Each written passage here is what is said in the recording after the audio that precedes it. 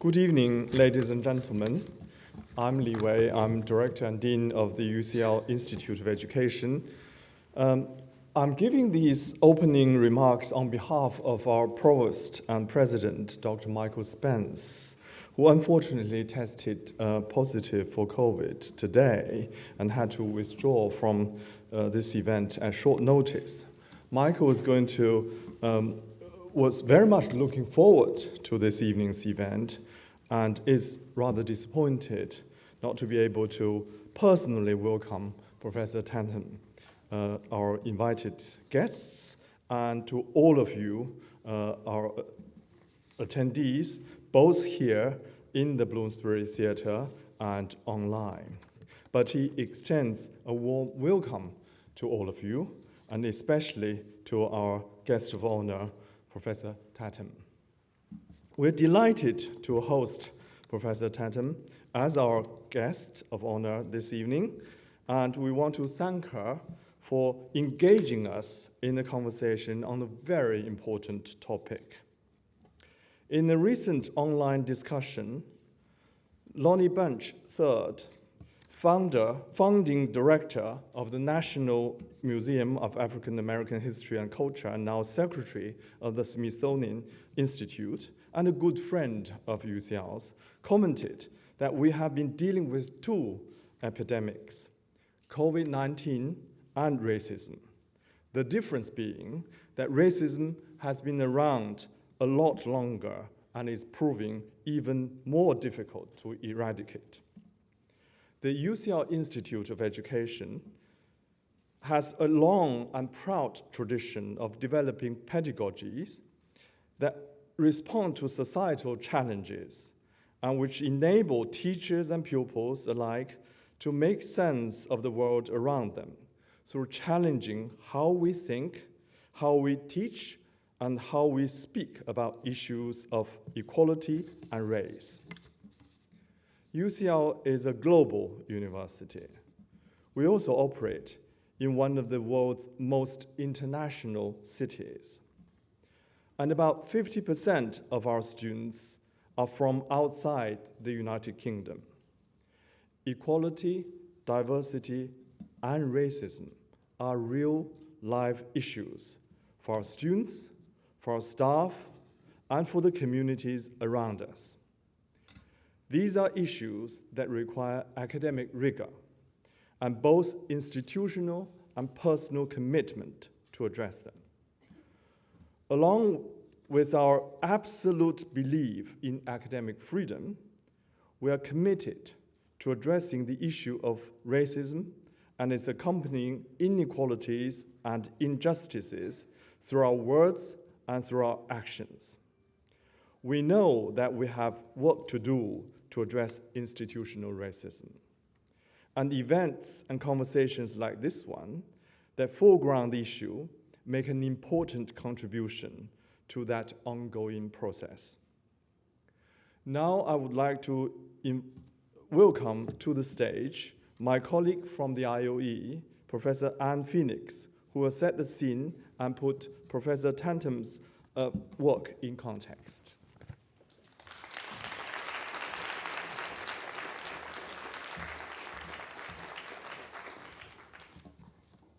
Thank you, Professor Li Wei. Well, all of us would agree, I think, that we live in interesting times. We're living through a period of change.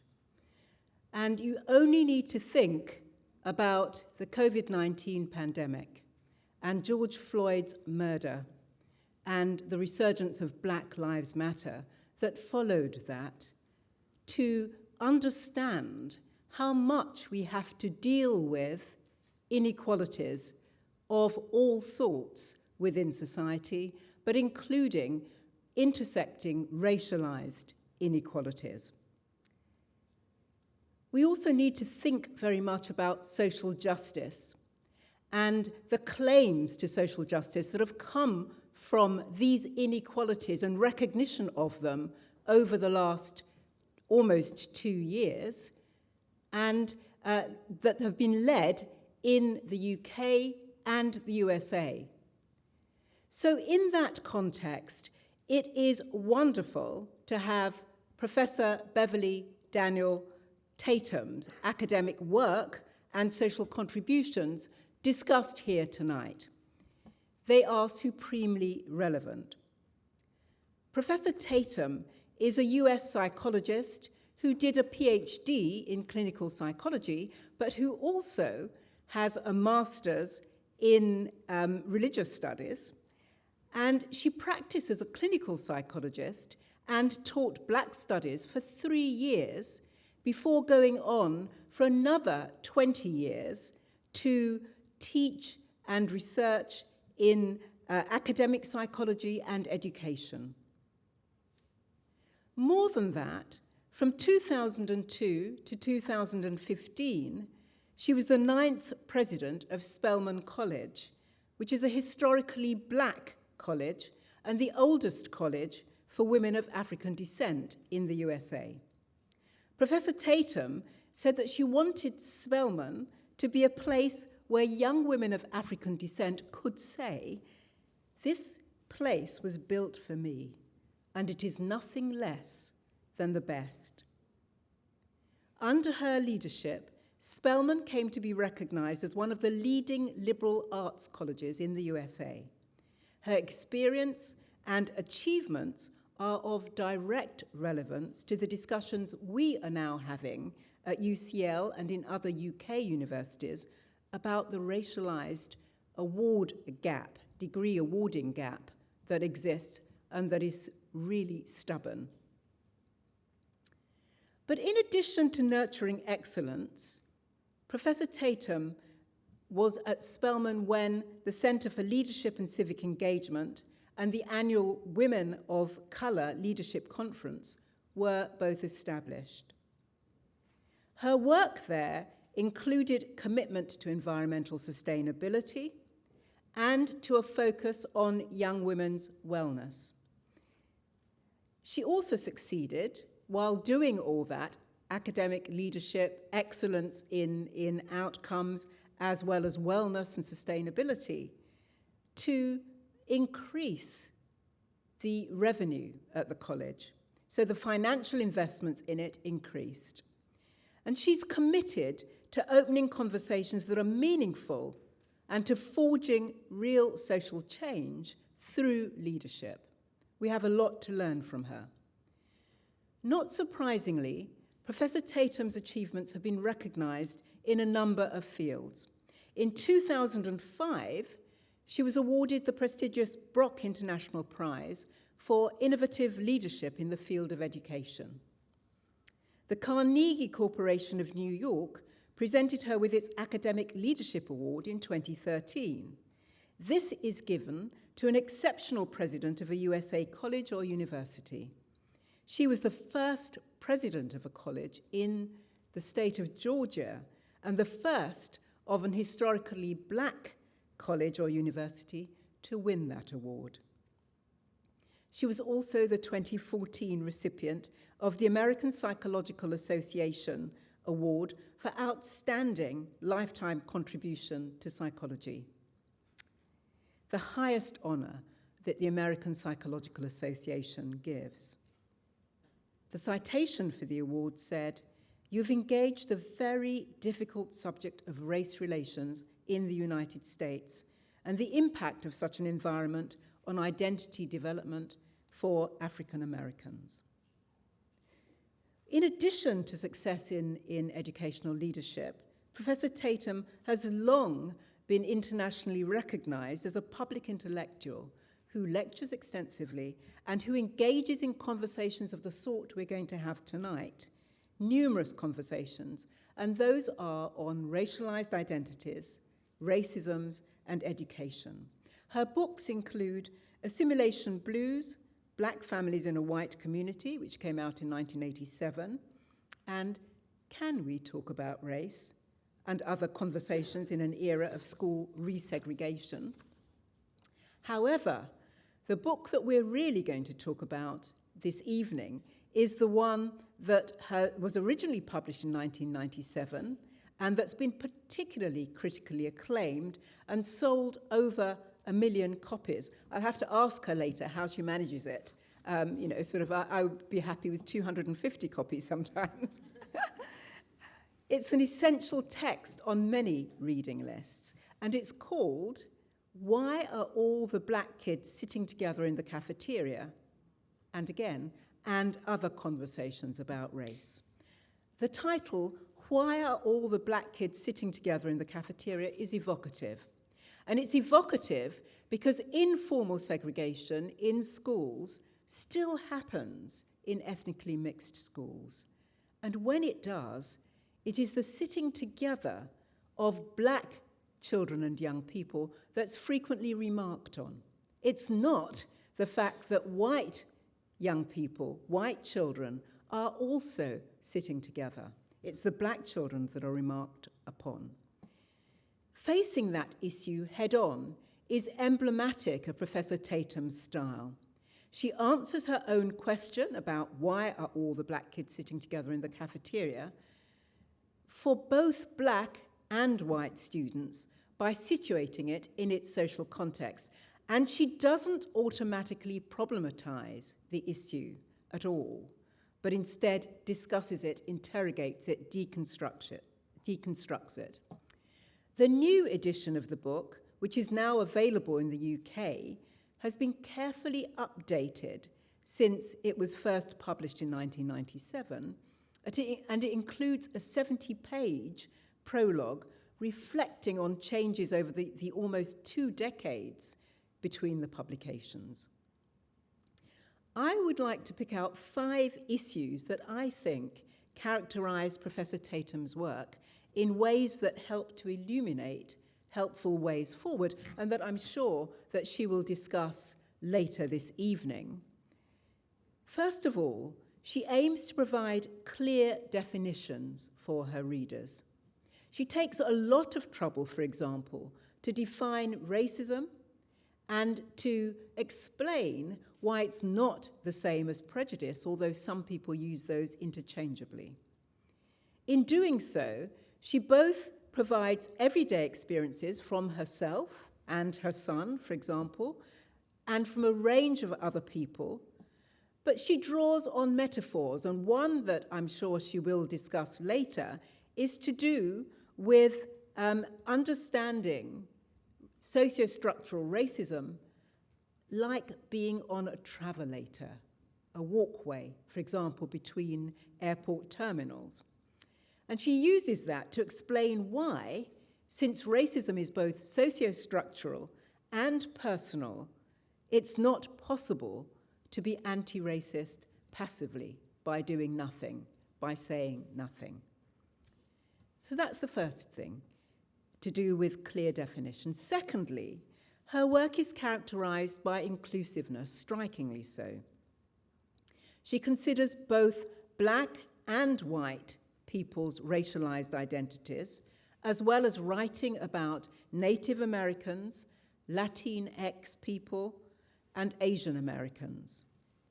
She recognizes the importance of belonging to young people's success and of community for social change, and she discusses those issues for a range of different people.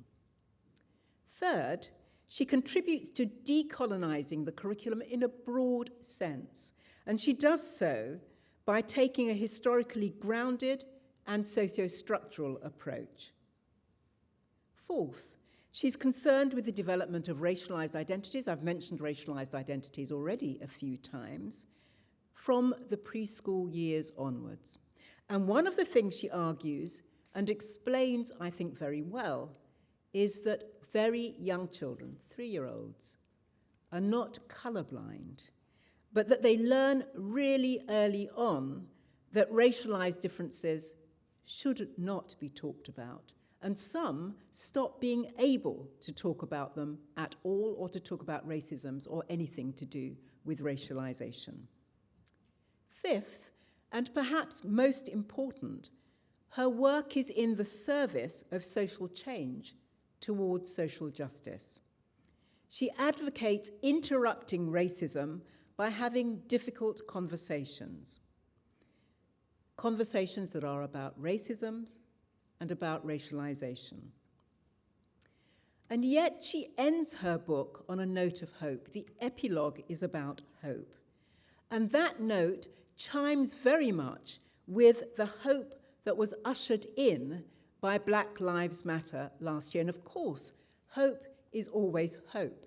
It remains to be seen how it's lived, how it's practiced, how it's achieved in the future and present.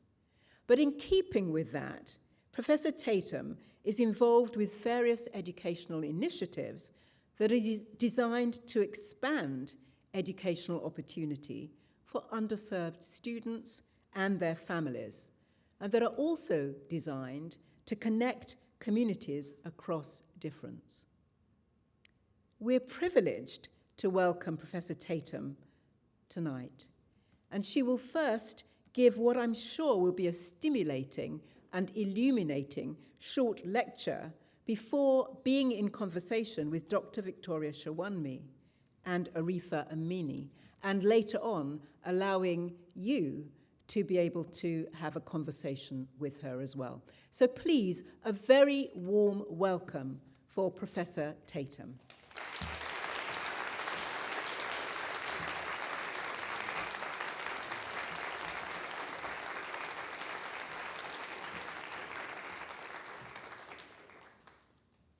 Thank you so much, Professor Phoenix, and to Professor Li Wei for your warm welcome, and to all of you for coming.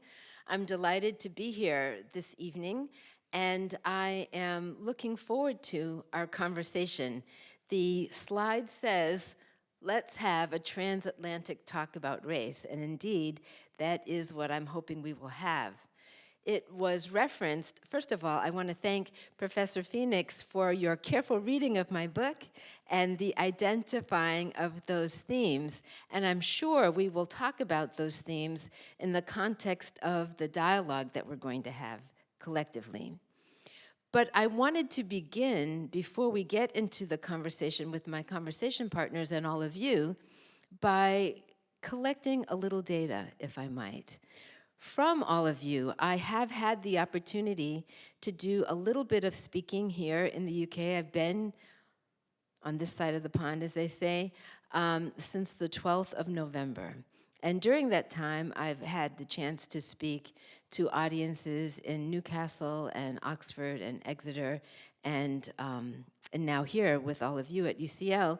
And I am curious about some characteristics that I've observed in the US, and curious to see how those characteristics might also be relevant in the UK. So I'd like to start by asking a few questions. The people who are controlling the lights might need to lift the house lights just a little bit, because I'm going to ask you to raise your hands, and I want to be able to see. But thank you. So let me start by asking you to take a moment and think about your own earliest race-related memory. It usually doesn't take very long for people to think of something. And so I'd like you to just raise your hand, knowing I'm not going to call on you, there's no risk, but raise your hand if you have thought of something from your earlier years. Almost every hand is up, and that's pretty common, so thank you. If we were in the US and I were asking that question, almost every hand would go up, and I see that's true here as well. Now what I'd like to ask is a little more complicated from a response point of view. I'd like to know how old you were at the time of the thing that you've remembered. And you can respond either by calling out a number or holding up some fingers in terms of how old you were. So I'm seeing some hands, I'm hearing some words, I'm seeing a lot. I've got 10, 5, 6, 8, 3, 8, yes, 8, 10. I got a lot of, now if you're older than 10, you need more than 2 hands, so that might not work so well. A lot of 5s. 9s. Let me just ask this question. If I were to lump some of this data together, raise your hand if you're between the ages of 3 and 8 in your memory. A lot of people in that category. Now, there's no right answer to this question. It's hard, I think, for most people to remember something younger than 3. I have a 3-year-old memory, and there were at least a few of you who did. And depending on where you grew up or what your background is, you might have said 15 or 35. I mean, it doesn't have to be childhood, but for a lot of people, it is something that occurred in their early years. Now, the question I want to ask is what feeling, what emotion is attached to this thing that you can still remember decades later? I'm going to tell you some words that are commonly mentioned, and you can just raise your hand if it resonates for you, if I hit one of your words. Confusion. Got a few confusions. Okay. Sadness. Fear. A couple. Anxiety. Embarrassment. Shame. Guilt. Love. There's always a couple. Yes, I have some, or friendship. Sometimes people have a memory connected to friendship or a loving relationship with someone. But for a lot of people, here, now I'm going to lump again together. Raise your hand if I didn't mention your word. Is there a word that somebody wants to put on the table that I haven't said? Yes. Shock. Thank you. Any other words? Anger. Yes, thank you. Excluded. Disassociation. Pride. In the back there, yes. Curiosity. Mm-hmm. Cognitive somebody else's cognitive dissonance. Okay. So in this context, we can hear there's a wide range of words, emotions, feelings that could be used to describe the thing that you have recalled. But now the question I want to ask is, raise your hand if you would characterize your experience as one of some kind of discomfort. Quite a lot of discomfort. Okay. So now, my question is this. Did you have a conversation with anyone at the time that it occurred? And by anyone, I mean a concerned or caring adult, perhaps a parent or a teacher or some other person with who might have helped you sort out what was going on or what you were feeling about it. So raise your hand if you did. I see some hands saying, yes, I did. Raise your hand if you did not. It's pretty clear for me to see, and I hope you can looking around, that there are more did nots than dids. And this is quite true in the United States. Every audience I speak to in the US, that is the pattern. People have early memories. They are often feelings of discomfort associated. If you ask, did you talk? They said no. Some people did, as was the case here, but most people will say no. And then I like to ask whether you know any 6-year-olds, 5 or 6-year-olds. Raise your hand if you have some experience with a 5 or a 6-year-old in your life. A sibling, a cousin, someone you used to babysit for. A lot of us know children. Maybe we have children of our own that age. One thing I can tell you about them is that they tend to be pretty chatty, right? Young children are pretty chatty. They don't filter much. They blurt stuff out all the time, sometimes to the great chagrin of the people who are taking care of them. So it's very counterintuitive that we would have an audience full of folks who can remember an experience from childhood, remember the feelings attached to it, feelings of discomfort, and the majority of whom will say, no, even though I was one of those chatty kids probably at that stage, I did not talk about it. I did not discuss it with a concerned adult. And so we have to ask the question, why not? It seems, as I said, counterintuitive. It's not consistent with the other kinds of behaviors we would routinely see from young children of that age. If we ask the question, why not, I think each of you might have a slightly different explanation. But a common explanation is this one. I don't know, I just knew I wasn't supposed to. I just knew, I didn't have the words. I didn't know quite what to say. Sometimes I thought the person who was doing the confusing thing, or the embarrassing thing, or the shocking thing, was indeed the adult, right? The adult did or said something that then led me to not want to ask because I was confused. But whether it was the adult or not, it seems pretty common that people will say, I didn't have the words, I didn't know what to say, I didn't think I was supposed to talk about it, I didn't think my parents wanted me to talk about this. I like to say there's been a collective shh about this. That people learn very early on that shh, don't talk about that. And if you learned it at 3 or 4 or 5 or 6 or 8, if you learned it then, I think it's reasonable to say that it's likely that wasn't the only time that you witnessed or saw or were part of something involving racism in our society and learned, don't comment on it, don't notice it.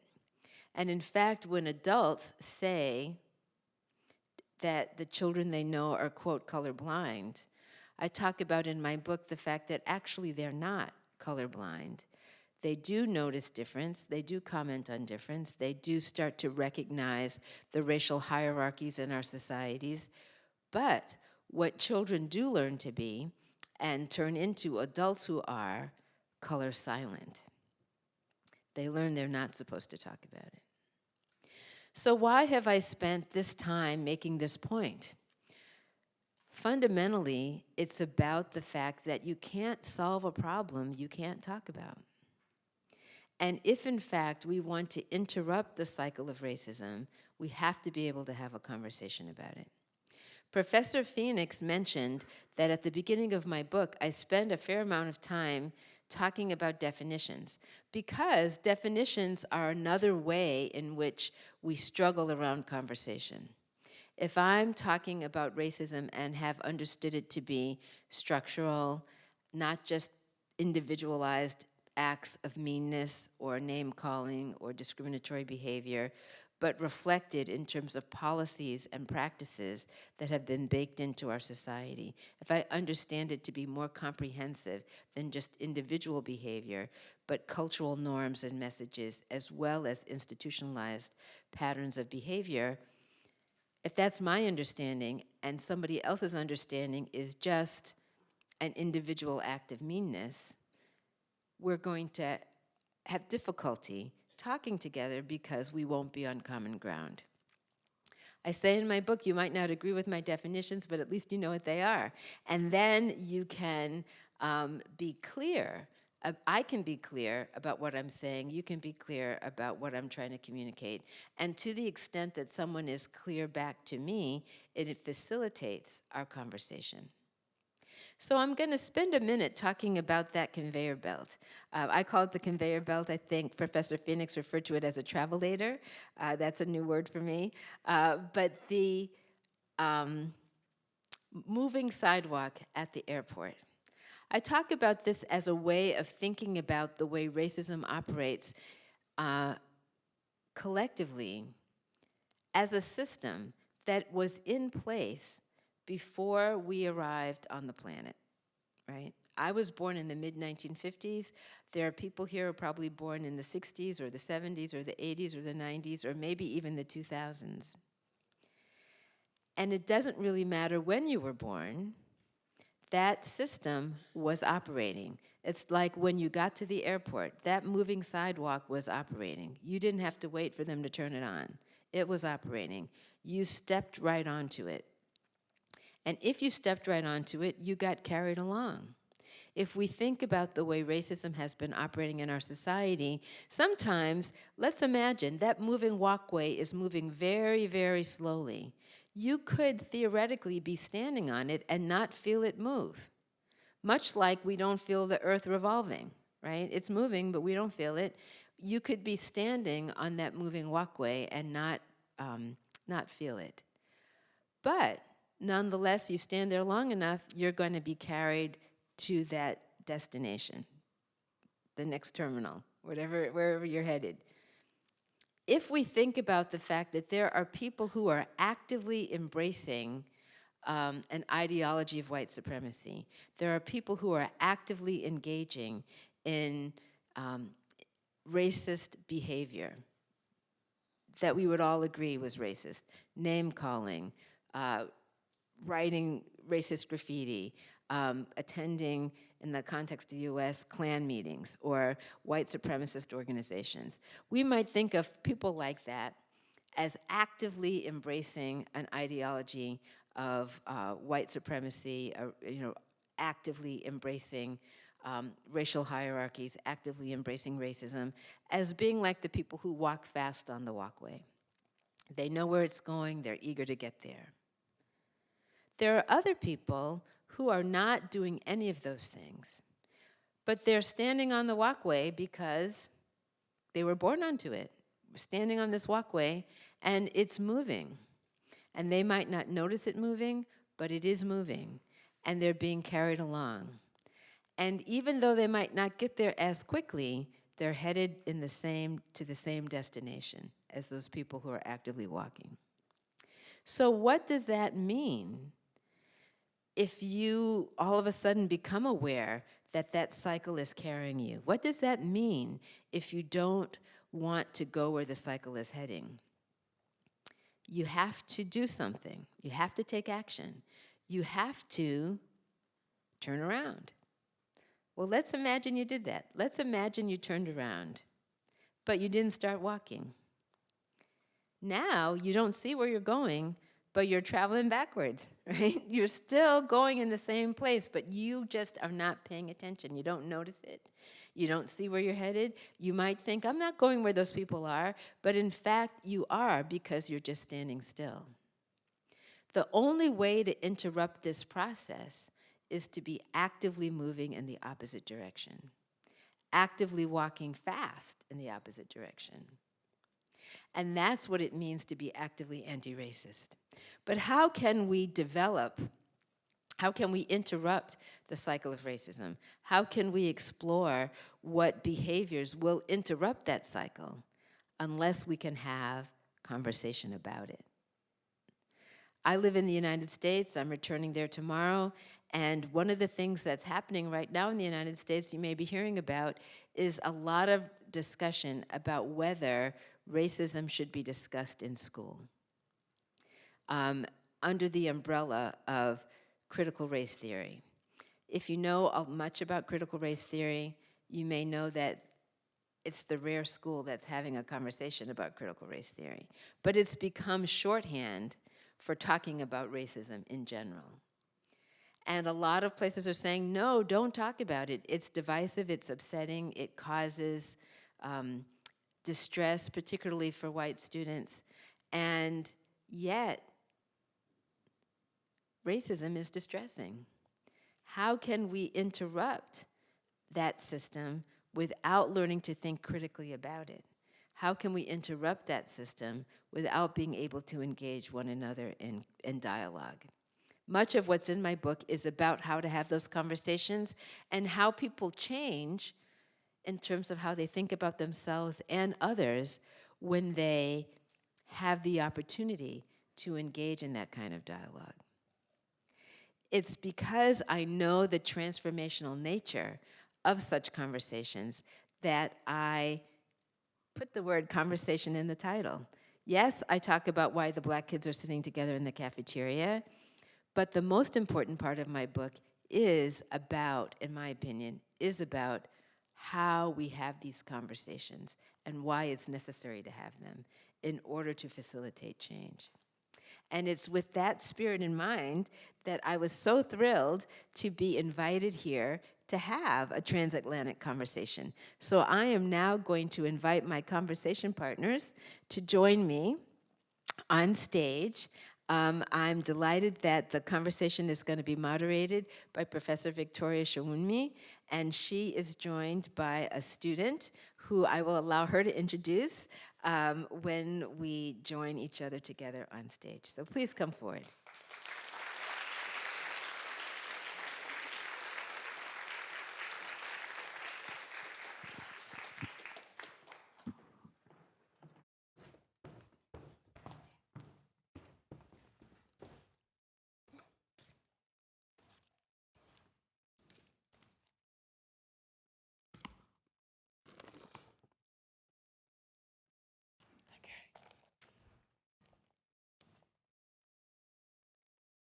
Okay, thank you very much. I think a round of applause again for Beverly would get the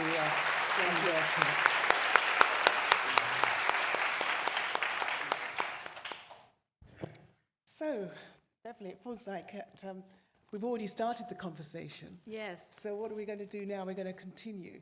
So what I'd like to say, first of all, is hello and welcome. And as Beverly says, I'm Dr. Victoria Showunmi, and my colleague who's a student here is Arifa Aminy, and she's going to join the conversation in a while. So thank you. So Beverly, we've heard so much about your work, and we're really excited to have you here tonight,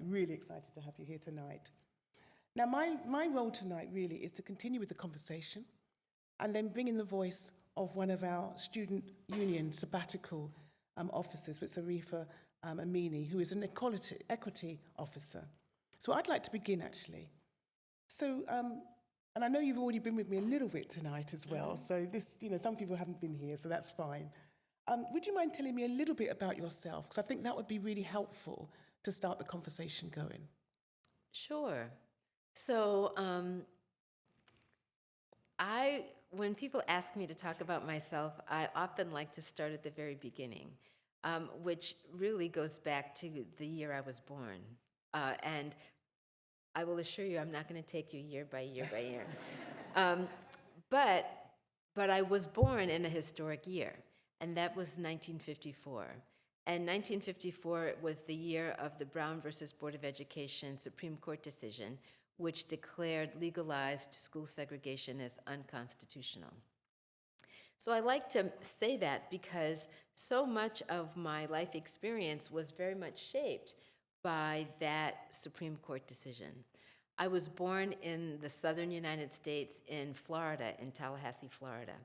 And at the time, it was during the era of Jim Crow, whites only for colored only signs. All of that was part. Of course, I was an infant. I couldn't read those signs. But my parents were living in Tallahassee, and my father was an art professor teaching at Florida A&M University, which is a historically black university in Tallahassee. My father would have wanted to, both my parents were educated at Howard University in the 1940s, and then my dad went on to earn a master's degree at the University of Iowa, and then wanted to earn a doctorate so he could advance in his academic career. And in order to do that, he would have liked to go to Florida State University, which is also in the city of Tallahassee. But in 1954, even after that Brown versus Board of Education decision, Florida State was a whites-only institution, so he could not attend. But the state of Florida was required to provide access because of the Supreme Court decision, right? They had to do something. But rather than desegregate that institution across town, the state of Florida chose instead to pay my father's transportation out of the state. Right. So my dad traveled from Florida to Pennsylvania. And if you know anything about the geography of the United States, that's several states away, like going probably from here to Germany or something, And so he finished his degree at Penn State in 1957, and my parents decided then that they did not want to return to the segregated system of Florida. And my father got a teaching job at a university in Massachusetts, further north. And I grew up in a small town where he was the first, and for a long time, maybe one of very few, Black professors at his institution. Right. And so I grew up in this mostly white town, often the only Black child in my class. But there, as a consequence of racism in our society, right? So it was the structural racism and the Southern Jim Crow system led my parents to, like a lot of Black people, leave the South, go to Massachusetts. I grew up there, educated in that predominantly white community, and then went off to college. And no surprise when I got to, and very interested in psychology from high school. I read a book about a psychologist. I wanted to be a psychologist. But I was very interested in studying the experiences of Black families raising children in predominantly white communities. Why was I interested in that? Because, of course, that was my experience, and I didn't, in all the studying that I was doing, reading about African American families in the US, nobody had written about, they were writing about families in the rural South or families in urban communities. Nobody was writing about families in small towns like my small town, Bridgewater, Massachusetts. So that's what I decided to study as a psychologist. And I was particularly interested in the process of identity development, adolescent racial identity development. And as I learned about that and was doing my research on that topic, I was invited as a young person, young graduate student working on her dissertation, I was invited to teach a course titled Group Exploration of Racism. And that experience completely changed my career trajectory because I was planning to be a therapist. That was my goal. Clinical psychology, be a practicing therapist. And I did do that for a period of time. But when I taught that course for the first time, I was really struck by student feedback. And the student feedback, and these were mostly white students taking my class. The student feedback, they wrote things on their evaluations like, this course has changed my life. I think everyone at the university should be required to take this class. Why did I have to wait until I was a senior in college to have meaningful conversations about race? And that feedback was so powerful that I decided this is something I need to keep doing. And so rather than focus on clinical practice, I decided I would keep teaching, and teaching a course on the psychology of racism became a real signature part of my academic experience and ultimately led me to write that book. Thank you. I mean, that's really, really interesting what you've said there. And I really want to go back a little tiny bit to what you said about the students, and the students which have said that this was really changed their life and that type of experience. Could you say, what was it that you did? Because I think that would also help the audience. Sure. That they said to help to change their life. What was it? What was the ingredients? I think the number one ingredient was breaking the silence about racism, right? So one of the things, I should say this, I was young at the time. I was 26 years old when I started teaching this class. And I was 26 years old and I looked like I was about 16. When I was standing in front of the classroom, sometimes people would say, when's the professor coming, right? And I say that to say that one of the things I learned to do, again, young Black instructor, teaching white students, and teaching them content that they were not familiar with. And sometimes my students would say, I'm not sure this is still true. I read that article you assigned, but I think it's out of date. That was last year. These things don't still happen, right? And one of the things I learned to do was what I called self-generated knowledge. Give students the opportunity to do field experiments. I would send students out to visit grocery stores in different parts of the city where I was teaching. One grocery store, let's say, in a community of color, another same chain grocery store, but in a largely white area. And they would observe, the different quality of what was being offered and the ways in which the customers were treated differently and things like that. One of the most powerful experiments was to send students out in racially mixed pairs looking for an apartment, where they would go to try to find they obviously weren't really going to rent an apartment, but they would go inquire about apartment availability. This was at the time I was teaching in Santa Barbara, California, and it was a very tight rental market.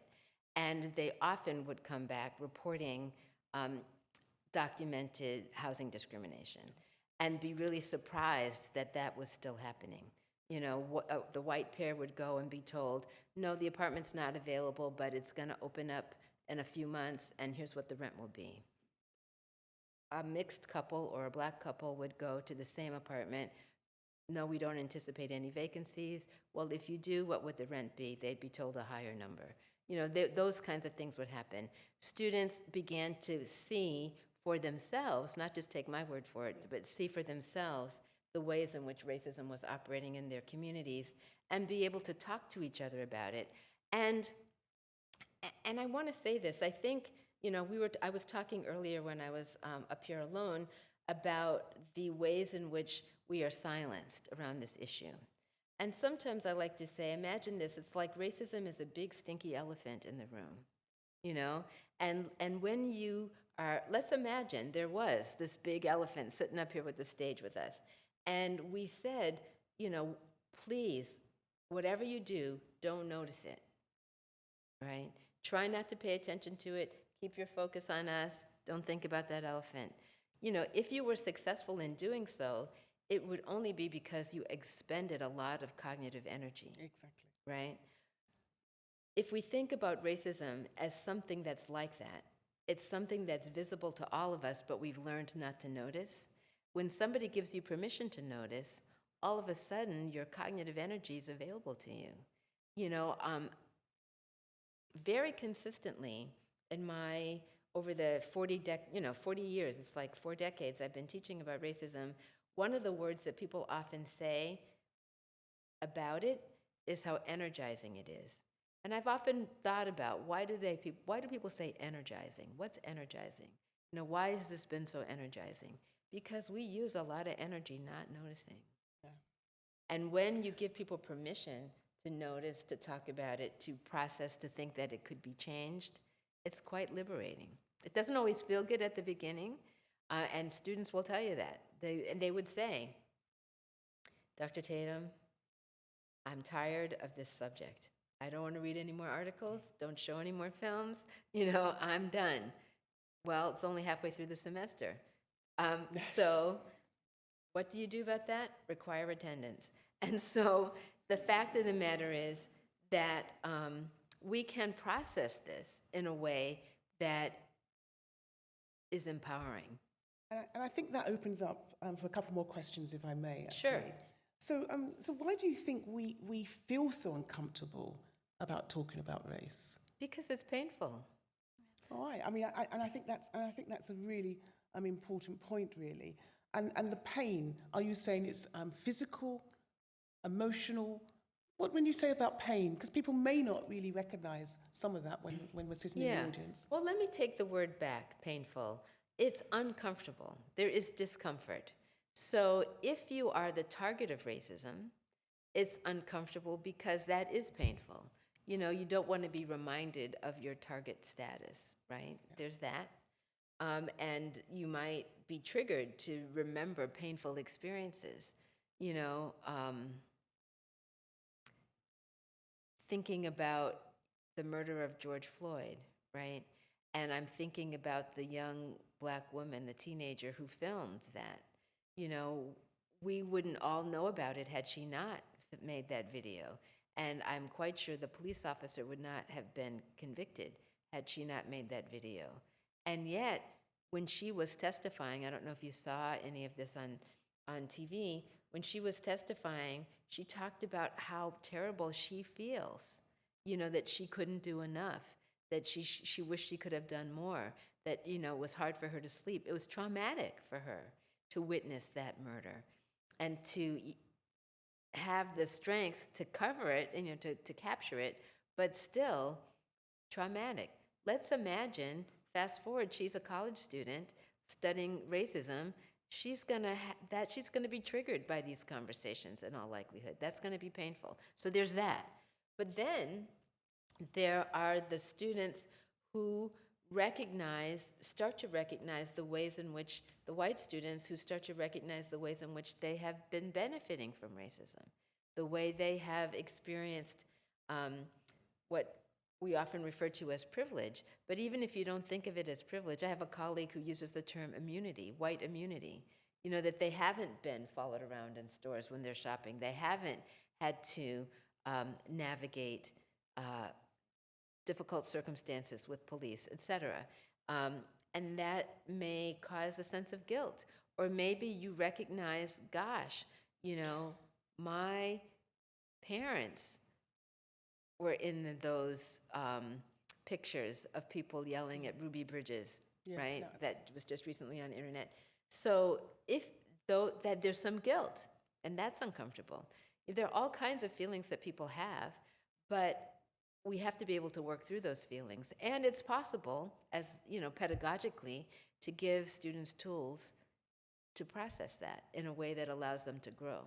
Thank you. I mean, that's really, really helpful. I've got another 2 questions, and then I'm going to bring Arifa in as well. So you do mention in your book, and you mentioned it earlier as well, and so did Anne mention it as well, is so why do people insist that they're colorblind when they're not? Well, I think there is a desire to, when people say they're colorblind, I think what they are trying to say is that I'm not a person who discriminates against other people. I think that's what they're trying to say. But of course, to say you're colorblind is, one, not accurate, because people do notice difference, unless there's some physical problem you're having visually. People do notice difference. Children notice difference and comment on those differences.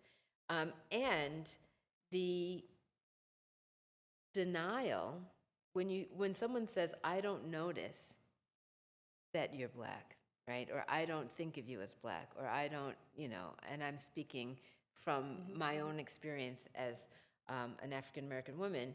When someone says that, what they're saying is, I'm not acknowledging your life experience. That is not useful, right? And not particularly welcome. Please acknowledge my life experience. It's important to me, right? And so there's that. But also, I want to share with you a quote. In the introduction, it was mentioned that my first book is called Assimilation Blues, Black Families in a White Community. And I was interviewing an African-American father about his children's experience in school. And he was living in a predominantly white community where his kids were one of few Black kids, often the only Black kid in the class. And he said something to me. He said, it really bothers me when I'm talking to teachers and they say they treat all the kids the same. And he said, now you would think, well, what's wrong with that? But he said, when the teacher says they treat all the kids the same, I like to say the same as what? The same as though they're all white? My kids are not white. My kids are not seeing themselves in the curriculum. My kids are not having the same experience. Do I want you to discriminate against my kids? Of course not. But I do want you to acknowledge that they have something unique to contribute to the classroom experience in terms of their cultural background, their family history, but also that they're having an experience that is different from what the other kids are having, which might need to be attended to. And I think that's a really good point, actually, because I remember some time in my role at the university, and I stepped into the lift one day, and I was asking a colleague, I said, how diverse is your course? And they said, well, what do you mean? I said, well, how many students do you have which are of colour? They said, oh, I don't see colour. So I said to them, well, presumably you see me standing here next to you. That'd be helpful to know whether you see me or not. And they then started to go on about the fact that they'd just been made a grandmother and that their daughter or son or whoever it was who had the child as partner was of a different ethnic background. I said, well, there you go. And then she then turned around and said, well, and I said to her, well, you say you don't see that, but do you see that if a man got in a lift or another woman got in the lift, would you notice gender at all? Anyway, they just scuffled out the lift in the end, and we never had a conversation again about that. Yeah. But I say that because that's other things which contribute to us. But I want to do one more question, which is, given how divided America is at this present moment, Yes. right? What is it you want to what is it we can learn from your experience in the UK, in the UK context? We see all this division. We're not saying we're perfect here, because we clearly aren't. But I just wondered, what is it that you could, add to that?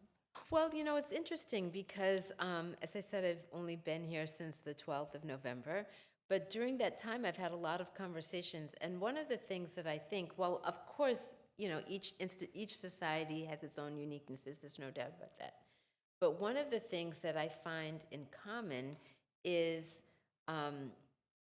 collective anxiety about changing demographics. Right. That when I was born in the 1950s, the US population was 90% white, European American, 10% everybody else.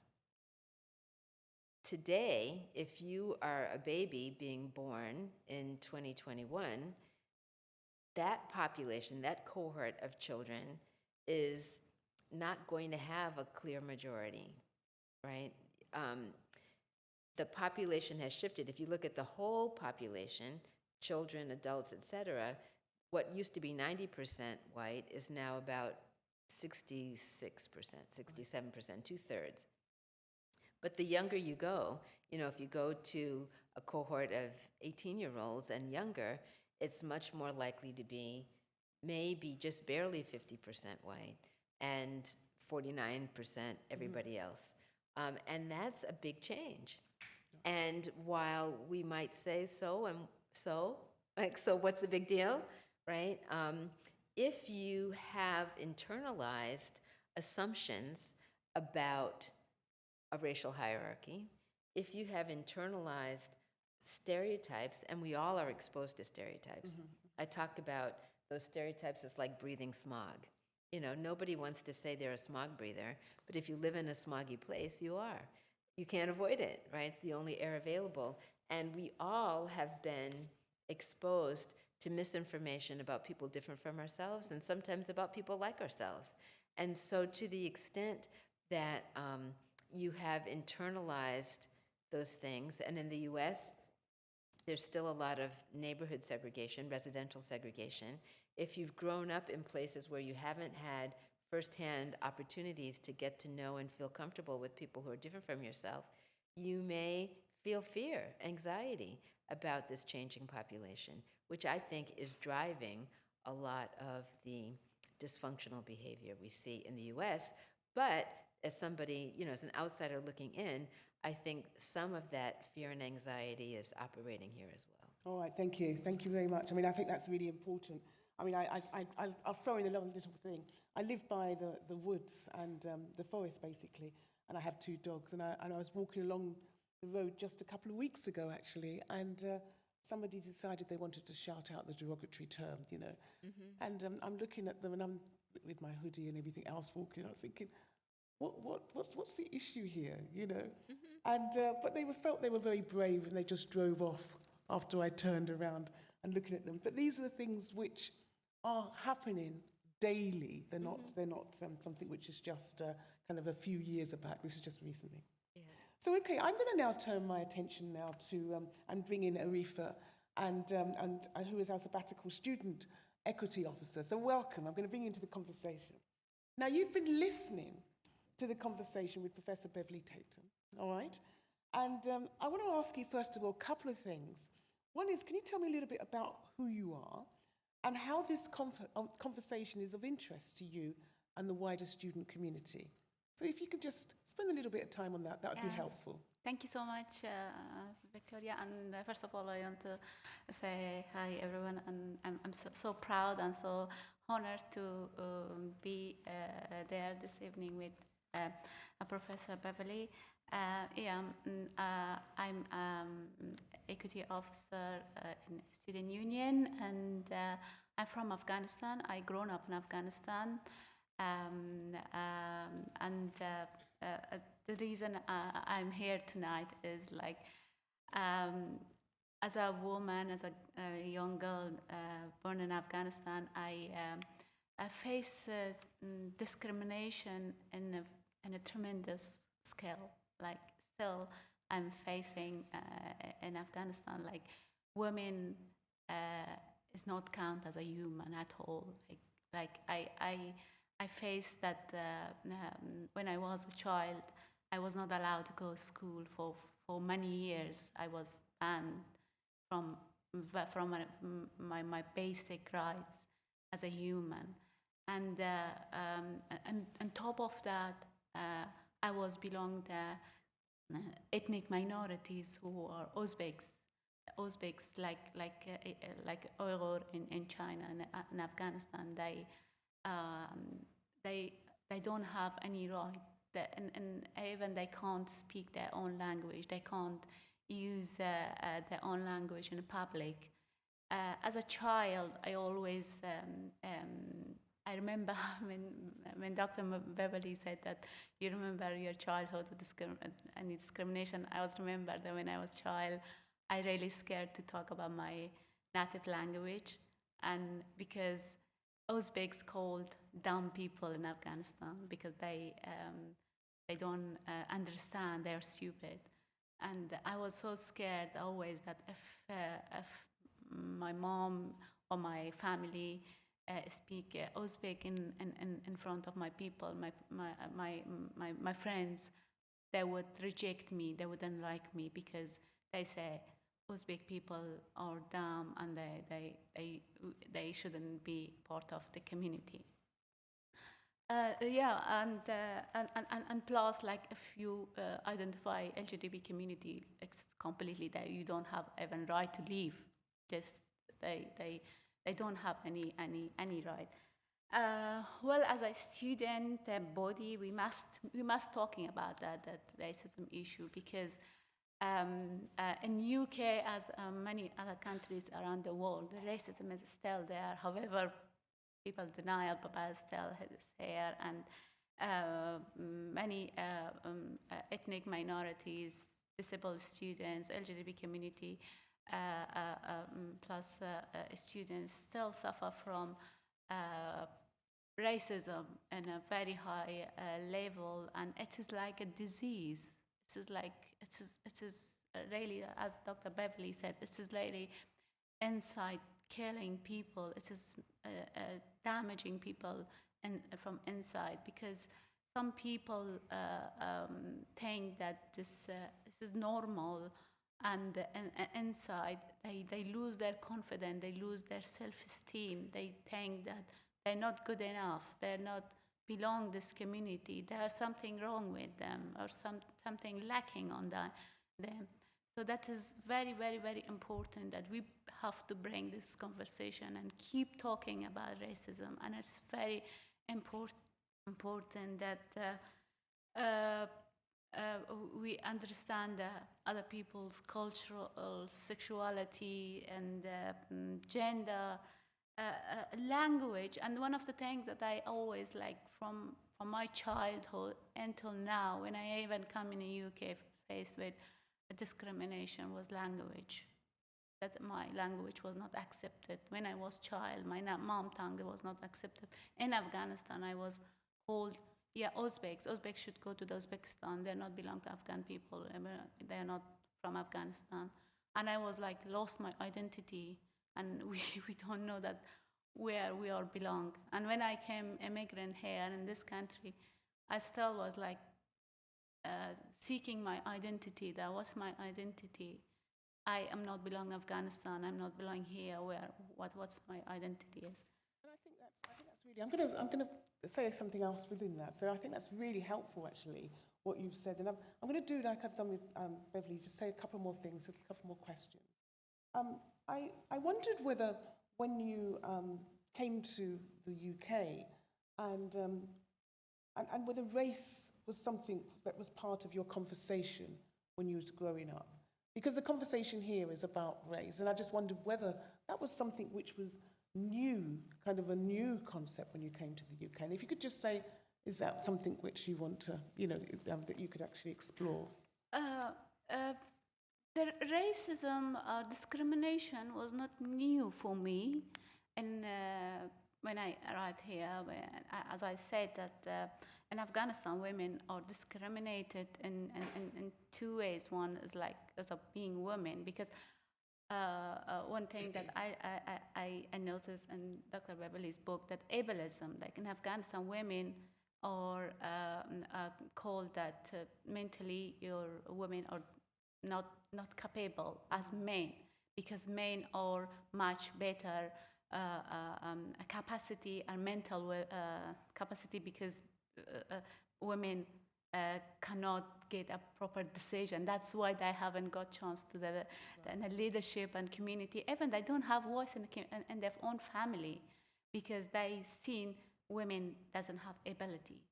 And this is what I experienced. But when I came in the UK, I see the different form of discrimination, which was more color, religious. Come on to that, Yes. which was about colorism and shadism. Shapeism and color. I think that's something we haven't actually mentioned at the moment. And I really wanted to kind of just explore that slightly, because in the conversation which Beverly and I had earlier with some other people, there was some touch on that around colorism and whether they felt that they were black or white. And you're clearly looking at them and thinking, well, you're clearly not white. But, you could carry on with that conversation. But I wanted to know whether that was something which you also, troubled you, or whether it was uncomfortable, whether it was a conversation which took place. Was colorism, shadism, or was it more religion and sexism that was the main factor which faced in when you were here, when you first came into this country? The colorism was one of the main thing, and the cultural clash. That when I seen that, I had the same experience in my undergraduate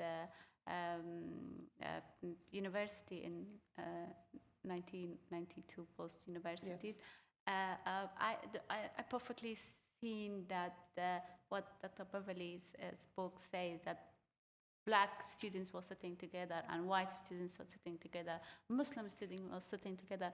And I was thinking that which group I can find my common ground to join. Yes. And I was like feeling uncomfortable to join with white people, because I was thinking that they're more superior than me. And I was having this vibration with black students. I was like having cultural clash. And with Muslim students, also I have a cultural clash, because I was Afghan. And for me, it was very difficult time when I started university in 2013, when my English was not good, and one of the things I struggled that, and I faced with language discrimination again, that I faced. People was like laughing that the way I cannot express myself properly. And one of the things that really upset me, that, and even in a lecture, in my lectures, that people were saying that UK is a tiny country, immigrants should go back, and they're not. They're making the UK very crowded, and this is what I experienced, and it made me so upset that how immigrants are facing so much pain and discrimination in this country as well. I'm going to move you on slightly, because I know we're running out of time, but I know you've got a question you'd like to ask Beverly, so I'd like you to ask one or two questions yourself to Beverly, and then I'm going to start to wrap this conversation up. So if you'd like to ask Beverly a question, that would be really good. I have some questions that Dr. I read the books, and I understand that what is the deep cause, and I was thinking about the capitalism. Do you think that capitalism is a causation for racism and around the world? Well, that's a big question. That is a big question. I think There's a really interesting book that I refer to sometimes when I'm talking in the US that has specifically to do with US history. It's not a direct answer to your question, but it's related. And that book is called The Half Has Never Been Told. And it's about the connection between the history of slavery in the United States and American capitalism. Now, I don't think that book says that capitalism is responsible for racism, but it makes the connection between the particular way that labor was exploited, enslavement, the particularly brutal nature of American enslavement was such that the goal was to extract as much as possible from the workers to maximize the profit of the enslavers. Slavery has ended, but I think we can argue in the United States that there is still a system of trying to extract as much as possible from the workers for the maximum benefit of the owner of the organization. And you see that particularly in southern states where slavery existed. So, in some parts of the United States, there's a minimum wage, and there's a press that, in the context of the US economy, that the minimum wage should be at least $15 an hour, because if you work 40 or plus hours a week, at the rate of $15 an hour, you should be able to support yourself and your family. I live in the state of Georgia, which was a southern state in which slavery existed, where the current minimum wage is $7.15 or something like that. You can't support yourself working a full-time job, earning $7 an hour. And yet, there's resistance to increasing the minimum wage. I think that has everything to do with the legacy of slavery. Exactly. And so this idea, that some people don't deserve to earn more is embedded in racist assumptions, I think. I think a case can be made for that. Now, if we understand that the notion of racism and a racial hierarchy, while linked to capitalism, probably wasn't born there, right? People who were exploring in the 1500s, 1400s, encountering dark-skinned people and wondering, who are these people? What, European explorers, and trying to understand why people are different and explaining that in ways that were erroneous, originally associating darkness with illness, et cetera, racist assumptions are not necessarily linked, but certainly reinforced. Thank you, Beverly. I'm going to now take some questions from the audience. Please. Actually, there's a few coming through, so I'm going to do that. And if there's time, I'll come back to you as well, Arifa. So I've got a question here, which is, what are the main differences you see between the UK and the US? And I think, and I don't know how brief you want to be. Yeah. Well, one difference is demographic, right? And so, if we are talking about people of African descent, there is a significant population of people of African descent in the United States, much bigger than the population here in the UK.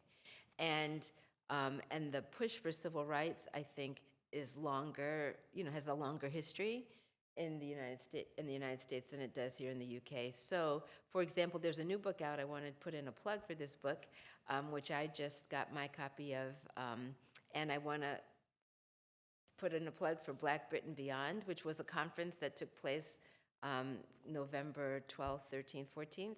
If you didn't have a chance to tune in, you can find the sessions that were part of Black Britain Beyond, organized by Professor Keith McGee, who is here, online on YouTube and worth watching. But there was a book that was shared at that conference that I've been reading called Black British Lives Matter, edited by Lenny Henry and Marcus Ryder. And one of the things that I have been struck by as I've been reading the book, there's a lot of discussion about underrepresentation. For example, the experience of being one of few Black female barristers, the experience of being, one of few Black historians, the experience of being, one of few Black educators, all of that. While certainly there's underrepresentation in the United States, I know a lot of Black lawyers, you know what I mean? And that there's a broader range of experience simply because the numbers are larger and there's been a longer period. But I think it's important to say, fundamentally, the notion of white supremacy, the ideology of racism and racial hierarchies have its intellectual roots in the UK. And that is an important point of connection. Can you repeat that again? It's an important point of connection. Yeah. It was invented here. Yeah, I think that's really important. Thank you. I've got a few more questions coming through here. So one from Marion. The proponents of race science will sometimes use anthropological research to perpetuate racist ideologies. Do anthropologists have a social duty to speak out and address this misapplication and weaponization of anthropological research when it occurs? Absolutely. And I'm a psychologist, and the American Psychological Association just earlier this month put out an apology for psychology's role in perpetuating racism. Certainly, if you think about some of the big names in the early history of psychology, a number of them were eugenicists. A lot of the ideas around intellectual difference and, when you say race science, certainly anthropology has a role to play, but the social sciences in general, and psychology is right up there with anthropology in terms of putting that forward. And as I said, the American Psychological Association just recently put out an extensive statement about the ways in which psychology as a discipline was complicit in the propagation of racial ideas, racist ideas, and what psychology needs to do to rectify that. Well, that's really, really helpful, actually, for people hearing this as well. Now, Sendell has sent something which is a bit more practical, a bit more of a practical question. What methods can you share with me so that I may be able to provide the right information to help to inform colleagues to add more diverse books with historical themes, as well as just stories into their classrooms from other perspectives without me having to do all the homework for them? Primary schools, she's talking about there. Kind of asking them to educate themselves, but you're doing it, yeah? Yes. Well, asking people to educate themselves is, of course, very, it's a perfectly fair thing to do. We are in learning environments. We are continually, lifelong learners. When people are saying, what should I do? You can point them in the direction, but it is not your obligation to do the work. And in fact, if you do, you'll find you're not getting your own work done. Exactly. Right? So there's that. But the good news is that so many resources. So I think pointing people in a direction is something that, in my experience, can be helpful. So when people say, well, I want to have a more diverse collection of children's books in our local library, or I'm working with teachers and I want them to think about how to be more inclusive. Well, there are websites where you can go and get great references. So I don't have to tell you. I can just say, that's a great question. Go to socialjusticebooks.org and you will find curated lists. That there are resources that can be found. Or you could say, read Beverly Tatum's book. There's a whole bibliography, of places to find additional resources. Thank you. That's really helpful. I've got a couple more questions. I'm going to bring in Arifa very quickly, and then I'm going to ask another question. Arifa, you got another question? Yeah, I have a question about in your book, you said that 43% of white Americans say that they all face same discrimination Yes. as black people. Can you just explain that how they can, what kind of discrimination they face? Yeah, it is a delusion, let me just say. So, but there is, the Pew Research Center in the United States does these surveys, and certainly over the last several years, there have been these findings where white respondents will say that racism against, or discrimination against white people has become as much a problem as it is against people of color. And your question is a good one, which is, how could they possibly say that? And the answer is, I don't know. But because it doesn't make any sense. The data doesn't support that, right? I mean, you choose your metric, whether it's employment or educational opportunity or, negative encounters with the police, or, I mean, there's so many studies, so much data, access to healthcare. I mean, there's so much data that says this is not accurate. But why do people say that?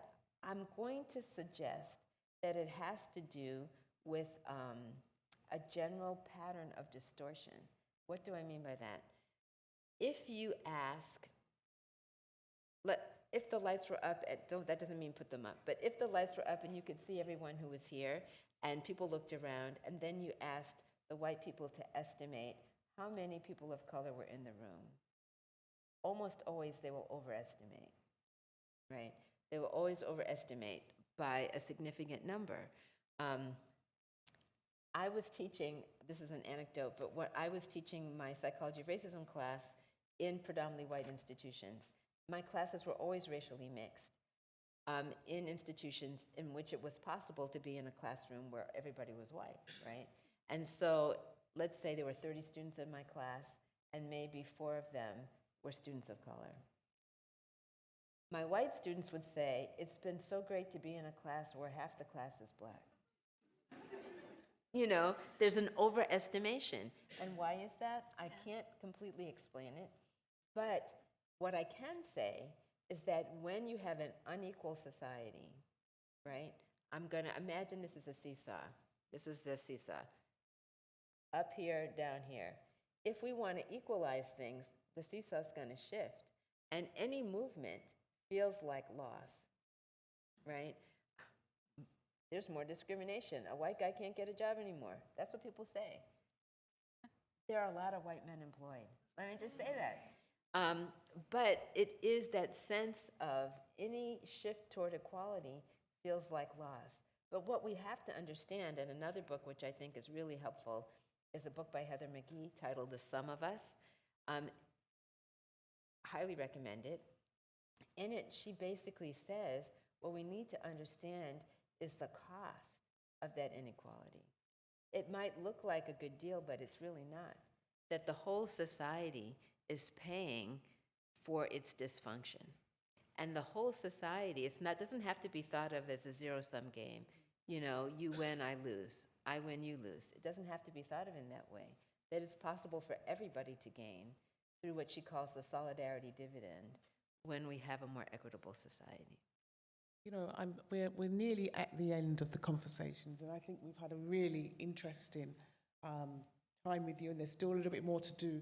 I'm going to just take one more question, which I've got here, and then I'm going to hand back to our colleagues, because otherwise we'll keep you here all night. And I know you've got a plane to catch in the morning. Indeed. So you want to be able to get that plane.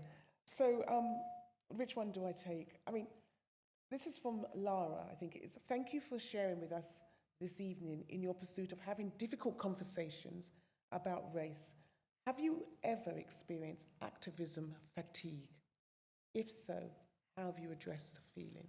Sure. The short answer is sure. And, I've been teaching and talking about racism since I started in 1980, right? That's a long time. And sometimes you feel like you're making progress, and sometimes you don't, right? Sometimes you get tired, and I will say that certainly, you know, with the combination of the twin pandemics, right, the COVID and all the Yes. stress of that, and also the aftermath of the murder of George Floyd was a really exhausting time for me personally. You know, a lot of calls, a lot of talking, a lot of Zooming. Yeah. But having said that, in general, I was given advice a long time ago, which I really have held on to closely. And that is, if you make a lot of withdrawals, you better make a lot of deposits. And that is true when you're talking about your finances, but it's true when you're talking about your emotional bank account, right? So that if you find yourself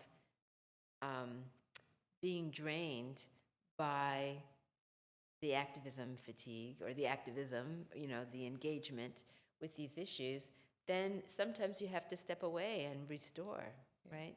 And take a pause. Doesn't mean you're stepping away permanently, but, you know, give yourself some space and let somebody else step forward. And I think that's a really good point, actually. And I think the final question I'd like to ask, because we are a little bit behind you in many ways. But, you know, this country, in some ways, you're very much divided, and we're very divided. But we do certain things which you've done before.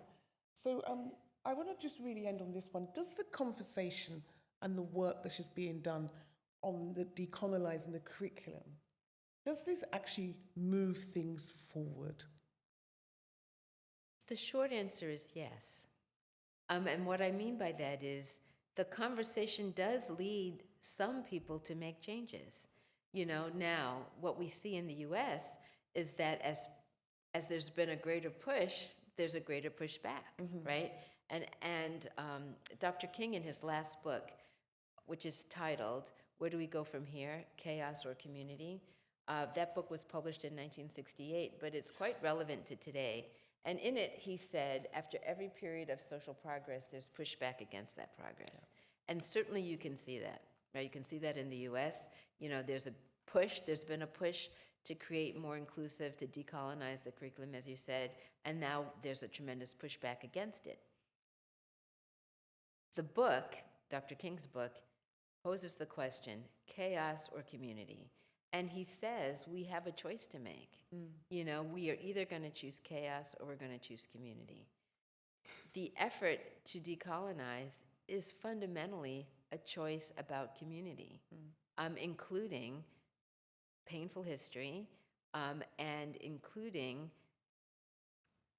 and the reason you include history is not because you want to dwell in the past, but because you want to be able to move forward with the understanding of how to avoid the mistakes of the past. I sometimes say, if you don't know the past, if you don't know your history, you don't know when it's repeating. Right. People say, you know, if you don't know your history, you will repeat it. When you don't know your history, you don't recognize it when it is repeating. And that is a vulnerable position to be in. And I think that's a really good place to stop where we are. And I just want to say thank you so much, Beverly, for your fantastic conversation with myself. And Arifa, thank you for your input too. I think that's been really, really enlightening. And I'm sure we could have gone on for a long time. But thank you. I think close. Thank you. Thank you. Thank you very much.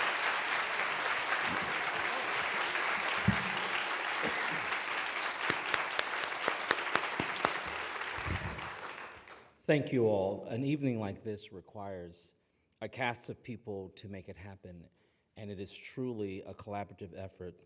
So I want to start by thanking all of the participants, Professor Li Wei, the Dean and Director of the IOE, Professor Ann Phoenix, Victoria, and Aframe, our Student Sabbatical Equity Officer, and of course, Professor Beverly Daniel Tatum. Would you?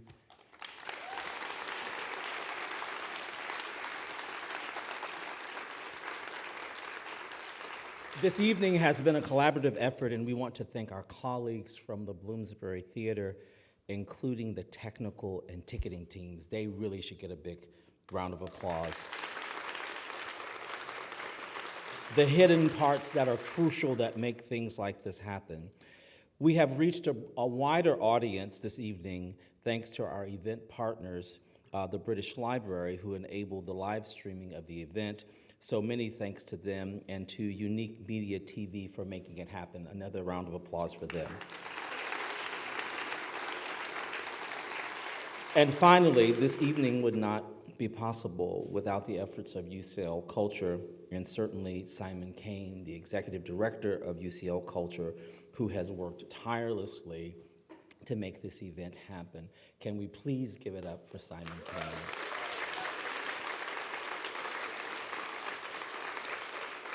We were scheduled to have a spoken word performance by Surety. Unfortunately, there's bereavement in her family, and she was unable to join us this evening. But I thank you for being poetry. I thank you for joining us and for this amazing opportunity to have a transatlantic conversation on race. Thank you and good night.